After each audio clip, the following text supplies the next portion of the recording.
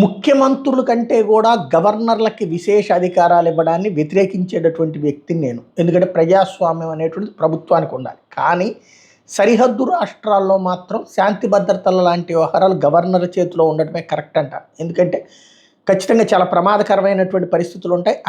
అక్కడ గనక ఆ పార్టీలు దేశద్రోహులతో జట్టు కడితే ఎట్లుంటుందో సుదీర్ఘకాలం పాటు కాశ్మీర్ చూసింది. ఇప్పుడు రేపో మాపో ఎన్నికలు పెట్టబోతున్నారు. ఈ నేపథ్యంలో జమ్మూ కాశ్మీర్కి సంబంధించి కీలక అధికారాలన్నీ కూడా లెఫ్టినెంట్ గవర్నర్కి ఇచ్చారు. కొత్త అధికారుల ప్రకారం కాశ్మీర్లో అడ్వకేట్ జనరల్తో పాటు న్యాయాధికారుల నియామకాలు ఎల్జీ చేయబడతారు. ఎందుకు ఇది అంటే, గతంలో ఎల్జీ అక్కడ ఉన్నటువంటి న్యాయాధికారులు వీళ్ళందరినీ కూడా వేర్పాటువాదులైనటువంటి వాళ్ళని పెట్టుకునేవాళ్ళు. ఇది అడ్వకేట్లు ప్రాసిక్యూషన్ తరఫున. దాంతో ఏమయ్యేది, వాళ్ళు కూడా అవతల ఉన్నటువంటి తీవ్రవాదులకు మద్దతుగా ఉండటం వల్ల అక్కడ తేడా వచ్చేది. అలాగే అవినీతి నిరోధక శాఖ వ్యవహారాలను ఇక్కడి నుంచి ఎల్జీఏ పర్యవేక్షిస్తారు. పోలీస్ శాంతి భద్రతలు, అఖిల భారత సర్వీసులు, ఏసీబీ వ్యవహారాల ప్రతిపాదనలకు ఇప్పటిదాకా ఆర్థిక శాఖ అనుమతిస్తే సరిపోయేది. కొత్త ఉత్తర్వుల ప్రకారం ప్రభుత్వ ప్రధాన కార్యదర్శి ద్వారా ఎల్జీకి పంపిన తర్వాతే వాటిని ఆమోదించడం కానీ తిరస్కరించడం కానీ చేయాలి.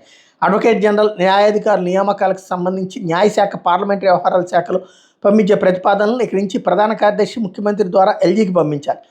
ప్రాసిక్యూషన్కు అనుమతి, అప్పీల్ దాఖలు ప్రతిపాదనలు ప్రధాన కార్యదర్శిగా ఎల్జీకి పంపాల్సిందే.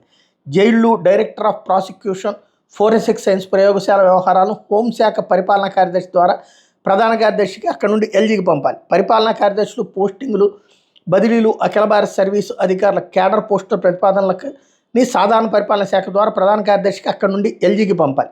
ఇది అంటే వాస్తవంగా ఇదంతా స్పష్టంగా కనబడేది ఏంటంటే, అక్కడున్న పరిస్థితుల రీత్యా ఖచ్చితంగా లెఫ్టినెంట్ గవర్నర్ ద్వారానే పరిపాలన సాగుతుంది. ఇప్పుడు ఉండేటటువంటిది డమ్మీ ప్రభుత్వమే అవుతుంది.